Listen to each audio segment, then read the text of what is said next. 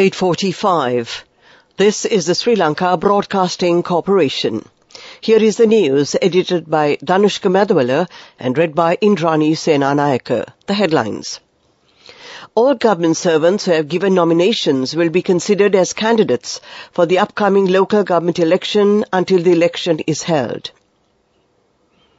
The government has decided to limit the number of devotees attending this year's visit to St. Anthony's Shrine in Katchathivu.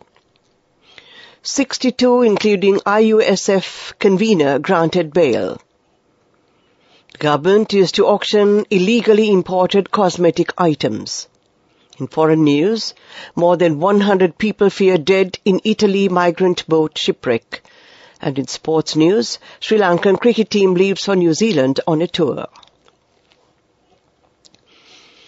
Commissioner General of Elections Saman Sri Ratnayaka says that all government servants who have given nominations will be considered as candidates for the upcoming local government election until the election is held.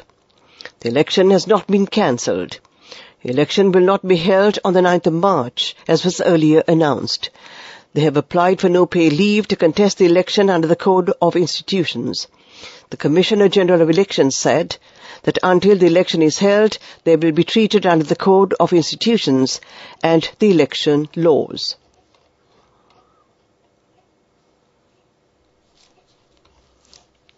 This news comes to you from the Sri Lanka Broadcasting Corporation.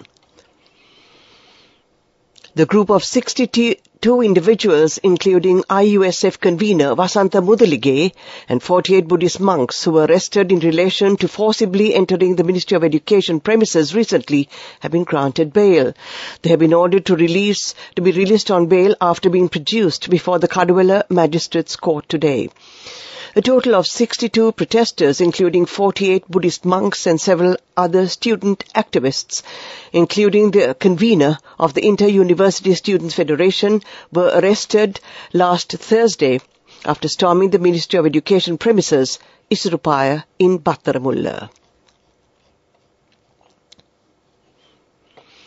The government is considering auctioning some items of a consignment of cosmetic items valued at nearly 50 million rupees that had been illegally imported to Sri Lanka, State Minister of Finance Ranjit Siambalapitiya said.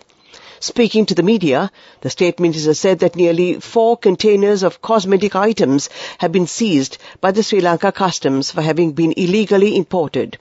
State Minister Ranjit Siambalapitiya further stated that the items will therefore be inspected and those found to be of the stipulated standards of Sri Lanka will be auctioned locally. That ends the local segment of news. The main news story is brought to you by Siddhalepa Vedamahatmya. The 7th annual Defence Dialogue between Sri Lanka and India was held in New Delhi recently.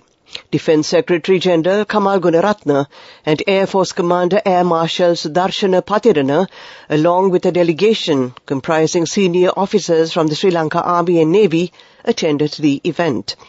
Various ongoing defence cooperation initiatives were jointly reviewed and new avenues for engagement were identified during the annual Defence Dialogue. Defence Secretary General Gunaratne delivered a talk at the prestigious National Defence College, New Delhi. It may be recalled that both Defence Secretary and the Air Marshal Patirana are alumni of the National Defence College. The main news story was brought to you by Siddhalepa Vedamahatmya. We take a look at Watchlight. The government has decided to limit the number of devotees attending this year's visit to St. Anthony's Shrine in Katchathivu. The feast will be held on the 3rd and the 4th of next month. Only 8,000 devotees will be allowed to attend the feast this year. Of the 8,000 devotees, 4,500 will be Indians and the other 3,500 will be Sri Lankans. The organizing committee of the Katchathivu feast says that they can't provide necessary infrastructure and other facilities if a large number of visitors arrive on the tiny island. That was Watchlight. On to world news, the headlines. More than 100 people feared dead in Italy migrant boat shipwreck. Missing Chinese billionaire Bao Fan, assisting authorities, firm says. Belarusian opposition says it damaged Russian warplane. There are fears that more than 100 people, including children, have died after their boat sank in rough seas off southern Italy. At least 62 migrants are confirmed to have died, with 12 children said to be among the victims, including a baby. The vessel, thought to have carried some 200 people, broke apart while trying to land near the Crotone on Sunday. People from Afghanistan, Pakistan, Somalia, Syria, Iraq and Iran were said to be on board. Bodies were recovered from the beach at a nearby seaside resort in the Calabria region. The Coast Guard said 80 people have been found alive, including some who managed to reach the shore after the sinking, meaning many more remain unaccounted for. One survivor was arrested on migrant trafficking charges, Customs Police said. Billionaire technology dealmaker Bao Fan is cooperating with Chinese authorities conducting an investigation, his bank says. China Renaissance Holdings reported 11 days ago that Mr. Bao had gone missing. Mr. Bao is the chief executive and founder of China Renaissance Holdings and a leading deal broker in China, whose clients include top technology companies Didi and Meituan. The firm's shares slumped after Mr. Bao went missing, but rose on Monday. Exiled Belarusian opposition figures say a Russian military plane had been damaged in a drone attack near the capital Minsk. Alexander Azarov, leader of the Belarusian anti-government organization BIPOL, claimed responsibility for the attack on Telegram. The Briev A-50 early warning aircraft was struck by multiple blasts near the air base. It comes amid increased cooperation between Minsk and Moscow. The strikes damaged front and several parts of the aircraft as well as its radar and antenna, BIPOL said on Telegram. To end this bulletin of world news, the headlines again. More than 100 people feared dead in Italy migrant boat shipwreck. Missing Chinese billionaire Bao Fan, assisting authorities, firm says. Belarusian opposition says it damaged Russian warplane. That ends this bulletin of world news. Development news. This year, 400 million rupees have been allocated to cultivate 13,000 hectares of paddy using the parachute technology. The Ministry of Agriculture says that the attention is also focused on starting a program of providing nursery trays free of charge to all farmers.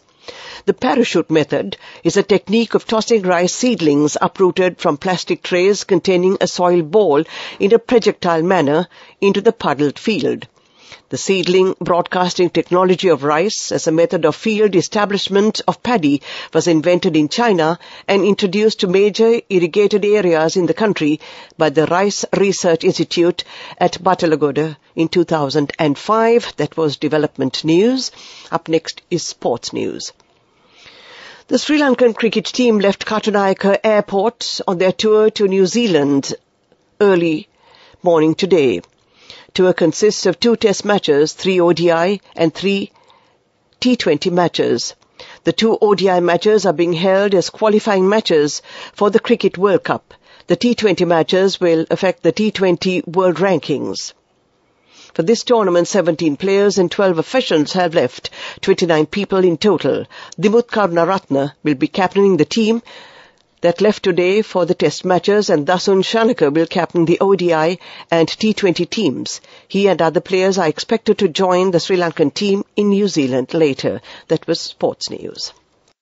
Go ekatiyana youth ekata life eke change ekata niyameta set wenna as wahagena dekapu gina habe karanna youth ekata niyameta set wenna friendship eka menna. The all-new NSB Ithumitru account, NSB IAM, a plan for your dream. Business News, sponsored by National Savings Bank, the safest place for your money. Twitter has laid off at least 200 staff in another round of cuts, according to reports in the New York Times. It said the tech giant had cut 10% of its current workforce, which is estimated at 2,000 people. This is the latest round of job losses at Twitter since Chief Executive Elon Musk sacked about 50% of its 7,500 employees when he took over in October. As staff learned of their fate, Mr. Musk tweeted, "Hope you have a good Sunday, first day of the rest of your life." That was business news. Business News, sponsored by National Savings Bank, the safest place for your money. Go ekak thiyana youth ekata life eke change ekata niyamata set wenna as wahagena dakapu hina habe karanna youth ekata niyamata set wenna friendship eka menna. The all-new NSB Ithru account, NSB IAM, a plan for your dream.